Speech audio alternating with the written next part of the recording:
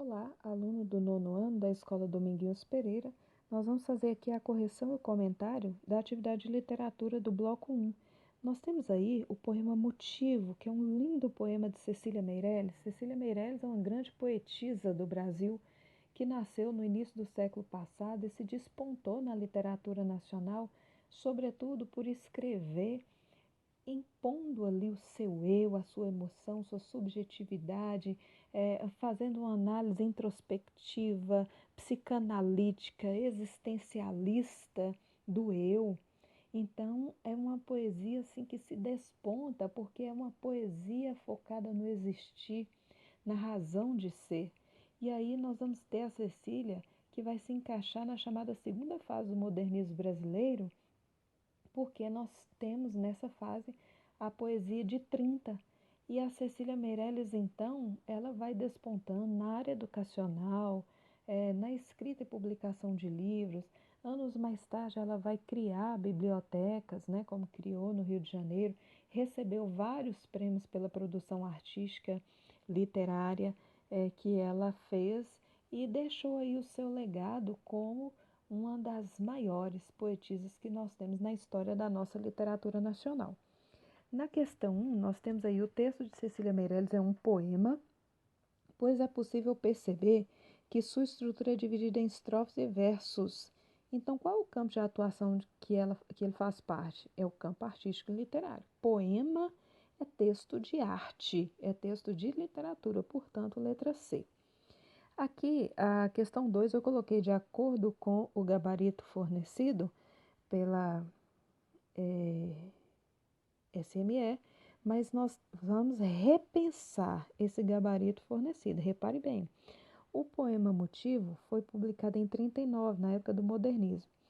A composição da letra é formada por olha bem, um texto que se volta sobre o seu próprio processo de construção. Como assim? Eu canto porque o instante existe, a minha vida está completa. Não sou alegre nem triste, sou poeta. Irmão das coisas fugidias, não sinto gozo nem tormenta, atravesso noites e dias ao vento. Se desmorono ou se edifico, se permaneço ou se me desfaço, não sei, não sei. Não sei se fico ou passo. Sei que canto e a canção é tudo, tem sangue eterno, a asa ritmada. Um dia sei que estarei mudo, mais nada. Então, repare que o eu poético reflete sobre o ato de fazer poesia. Portanto, nós vamos marcar a letra A? Não. Nós vamos marcar a letra D, porque a metalinguagem é quando uma linguagem qualquer faz uso de si mesma, faz uso da sua própria composição. E aqui o poema está fazendo uma reflexão, uma análise, um uso da própria composição poética. Então, o poema fala do ato de criar poema. Isso é metalinguagem. Ah, então por que que está aí a apelativa? A apelativa é quando nós queremos convencer alguém sobre alguma coisa. É a linguagem da propaganda, é a linguagem publicitária, é uma linguagem de convencimento. E aqui não, é uma linguagem de reflexão que reflete sobre a composição do poema, usando o próprio poema para isso. Portanto, 2, letra D de dado, embora a letra A esteja vermelha. Então, 2, letra D. Linguagem metalinguística, o poema que reflete sobre o ato de fazer poesia. Questão 3. O texto é construído a partir de antíteses. O que são antíteses? Ideias contrárias, ideias opostas, inversas.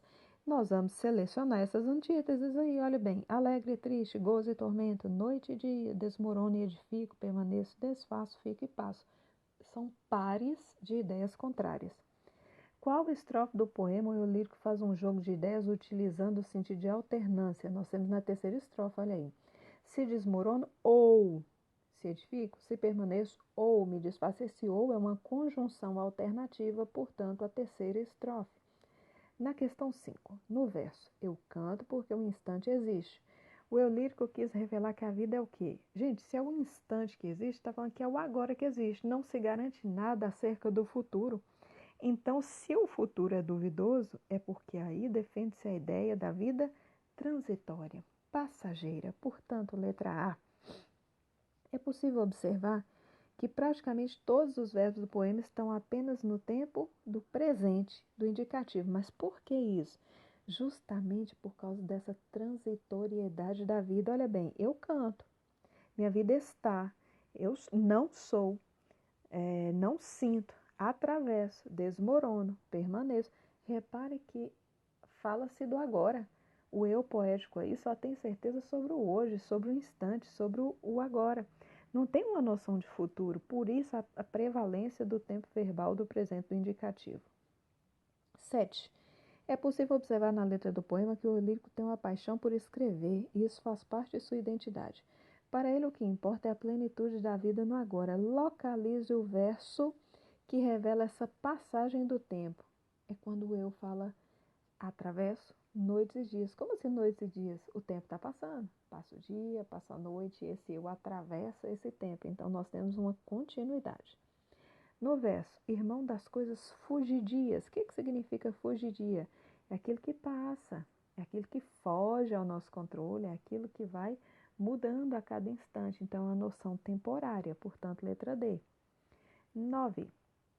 Eufemismo é uma figura de linguagem que consiste em usar termos mais agradáveis para suavizar uma expressão ruim. É como se fosse assim, quando a gente tem uma expressão considerada grosseira ou impactante, nós empregamos um eufemismo para podermos transmitir a mesma ideia, porém com uma linguagem mais suave. Por exemplo, se eu digo, nossa, você faltou com a verdade, o que a pessoa fez? Mentiu. Mas olha como é mais suave dizer faltou com a verdade. Olha como que é mais poético, olha como que é mais sutil. Então essa é uma figura de linguagem que abranda expressões consideradas grosseiras ou impactantes. Localize um eufemismo no poema. Um dia sei que estarei mudo. Ah, mas por que isso é eufemismo? Porque lá na última estrofe, voltando no poema, ela fala assim, tem sangue eterno, asa ritmada, e um dia sei que estarei mudo e mais nada. Ela está falando que o tempo para ela passou, acabou, findou-se. Se o tempo findou, o que aconteceu com esse eu poético, com essa voz poética? Morreu. Mas ela não escreveu aí morreu. Simbolicamente, de maneira suave, ela fala que estará mudo, mas nada. Não vai poder compor mais poema, não vai poder mais escrever. Então, está falando do fim da vida, do fim da existência, de uma maneira extremamente poética e suave. Portanto, é um eufemismo. E a 10. Se permaneço ou me desfaço, a palavra estabelece a ideia de condição, né? Impõe uma condição aí nessa noção da estrofe. Qualquer dúvida, poste no tópico dúvidas do Classroom de sua turma.